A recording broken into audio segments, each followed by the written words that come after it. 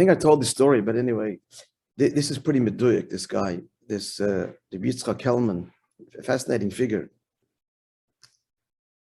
I think way back we may have told it, but it's worth repeating again. We'll move through it quickly. He says as follows, he relates as follows, because we have this story from other sources as well.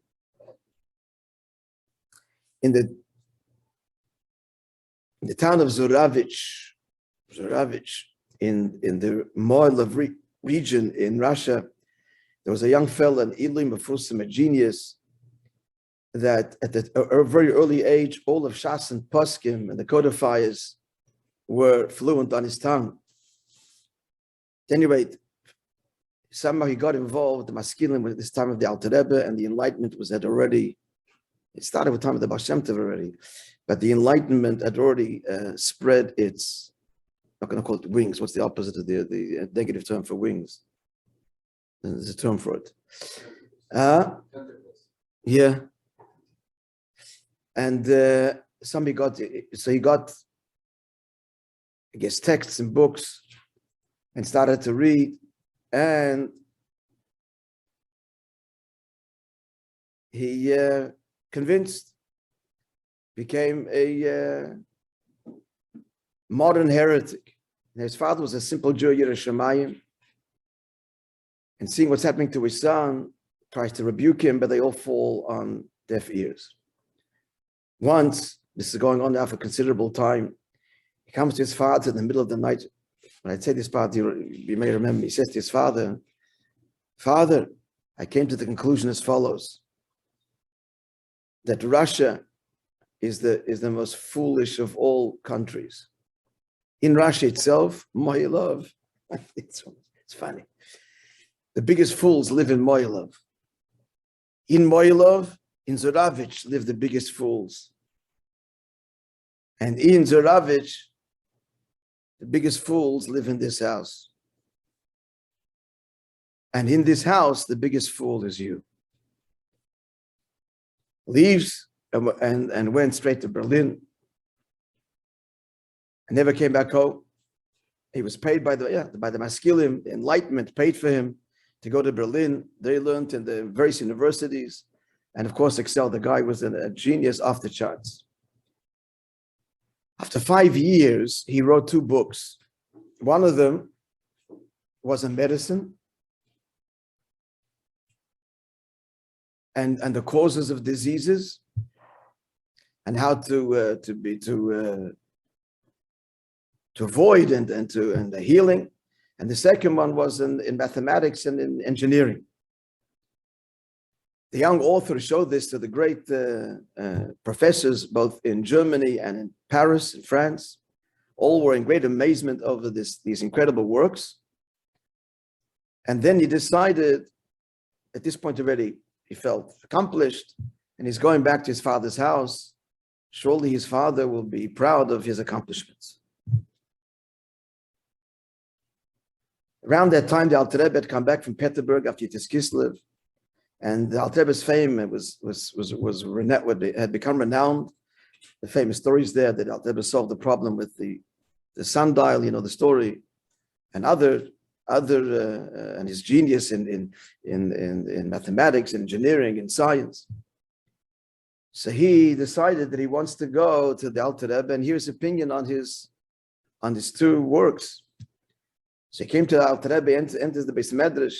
It was beginning of the night, the middle of the winter, and there were 2 ovens burning in the Beis Medrash to warm the shul. He spoke a fluent German, and only Mordechai Lepler, who was a big businessman, who was by divine providence there, spoke to him. He spoke German because of his business contacts, which were in Germany, traveled there. And he hears that the young man doesn't want to speak Yiddish. He wants to go see the Alter Rebbe.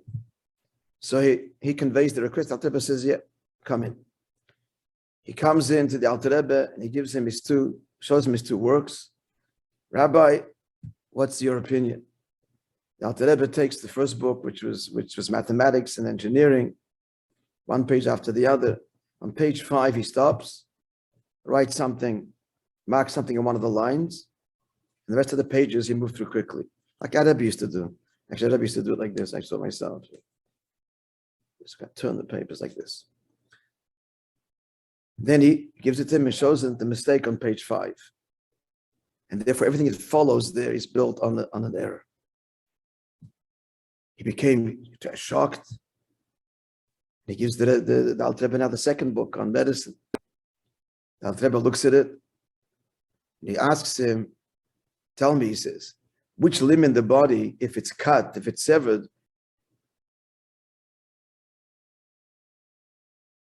will cause the least damage to the body? He answered, the small toe of the foot. Now, Rebbe says to him, you're in great error. And explained how in the small toe, there are certain veins, and it's amazing what that is, that are integral to the body, and cutting this off is worse than a major limb. And explained to him why. So he goes out of the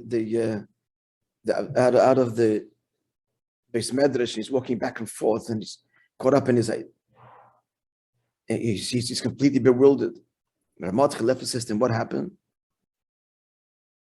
He says, nobody can help me, only the Rebbe himself. And after deep thought, and for a long time, he takes one of his works, tears it into two, throws half in one oven, and the other half in the other oven, the other fireplace.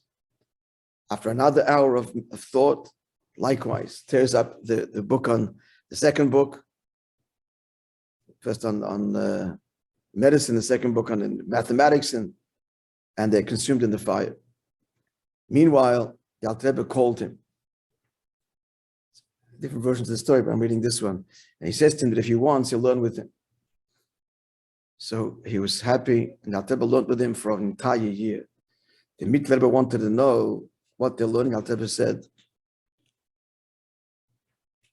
despite his pressure, that to listen, the Alter Rebbe didn't let him. And then told him, here's the medical part of the story, that this young man is a Gilgal reincarnation of Elazar bar Dudaya, the Gemara that did every sin in the book, and he ended tshuva with his harlot. He had to cross 7 rivers and pay a fortune, etc. And she told him that the whole world will be accepted in tshuva, but not you. And then he put his head between his knees and he died. And Rabbi said that Yeshkeni Lami B'Shachas, there are those that can acquire the world in one moment. So he says that he was 3 times already in Eilam Hazeh, and each time to get his final tikkun, and it failed. Now that he's come to me, I'm not letting him go. And he said to him, finally, the Alter Rebbe said to the Mitler Rebbe that in 7 weeks from now, count 7 weeks.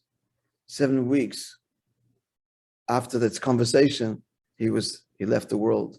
His neshama was fixed. And then the Mitler Rebbe learned, the Alter Rebbe looked at the Mitler Rebbe, what he had learned with him, and that's the basis of the Sefer Derech Hayim, which brings many times Elazar bar Dudaya, famous Sefer, the Mitler Rebbe, which he then he made this learning, he made a Sefer and published. And Be'ez Hashem, I'll tell you a story tomorrow of a similar story with our Rebbe. After millennia, fixing a wonder and the Shama that didn't have tikkun. We know the Be'ez Hashem. It's late. Everybody have a wonderful day. Thank you, Rabbi. Thank you. Bye.